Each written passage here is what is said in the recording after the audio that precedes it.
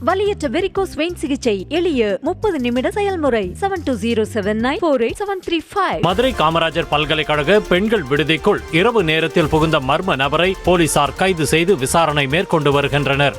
நாகமலை புதுக்கோட்டை பகுதியில் செயல்பட்டு வரும் காமராஜர் பல்கலைக்கழகத்தில் பல்வேறு மாவட்டங்களைச் சேர்ந்த மாணவ மாணவிகள் தங்கி பயின்று வருகின்றனர்.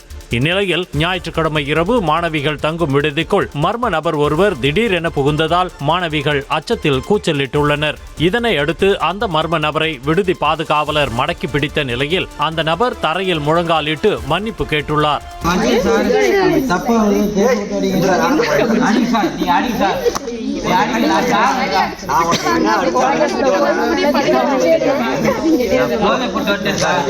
பின்னர் அவர் போலீசாரிடம் ஒப்படைக்கப்பட்ட நிலையில் இரவு நேரங்களில் போலீசார் ரோந்து பணியில் ஈடுபட வேண்டும் என கோரிக்கை எழுந்துள்ளது.